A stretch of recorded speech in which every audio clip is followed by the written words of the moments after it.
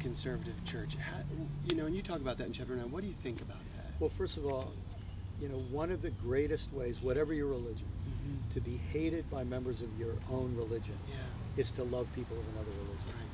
Right. And it doesn't matter if you're a Muslim who loves Jews, a Jew who loves Muslims, a Christian who loves, what happens is a kind of tribalism sneaks in and co-opts, and it's almost like demon possession. It takes over the faith, and turns something that's supposed to be beautiful into something ugly. And to me, this is a big deal, because at the heart of Jesus' teaching, as I understand it, is this proclamation of the kingdom of God. And in the Sermon on the Mount, which I see as Jesus explaining and making visual, this is what life in the kingdom of God looks like. I don't see this as legalism, Jesus saying you got to be perfect in this. I see what Jesus is saying is, look, this is what life in the kingdom, this is what the blessed life in the kingdom looks like. This is a kind of just living that surpasses that of the scribes and Pharisees. He says it involves loving your neighbor as yourself, but more than that, loving the stranger, but more than that, loving the enemy. And this to me is, and not just in Jesus' teaching, but then in his life, he demonstrates this again and again. So here's where we are, I think, if I can put it really bluntly. The Christian religion became, if you want to use a theological word, in syncretism with European white supremacy. It became synchronized and enmeshed, or syncretized and enmeshed with colonialism and imperialism. Ugly things that we all despise in Hitler as the Aryan race, but his was a microcosm of a larger reality of this supremacy of European people. And it resulted in Spanish colonialism, British colonialism, Dutch colonialism, Portuguese, all the rest.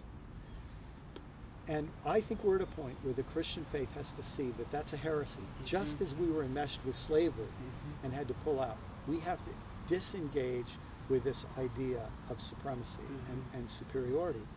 Now, what that means then is to be a Christian who loves my Muslim neighbor, no strings attached, loves as Christ loved us.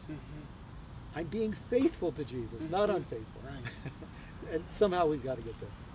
No, I think you're right on with that. And how do we really make that stand out to the rest of the world? And because I think that's one of the ways that, as Christians, I think we are our family. In fact, this is, to me, maybe a way to say it. We have two unacceptable alternatives, in my opinion.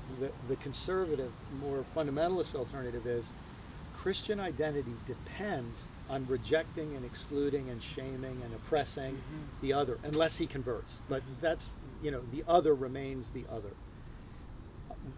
The liberal problem, more extreme liberal problem, is the only way we avoid that is by reducing our own identity. So Christian identity begins to disappear. I think what we have to do is realize those are both unacceptable. And we have to seek for this third alternative of an identity of a Christian as a person who's Christ-like in their love for people who are different. And if Paul could say, while we were yet sinners, Christ died for us.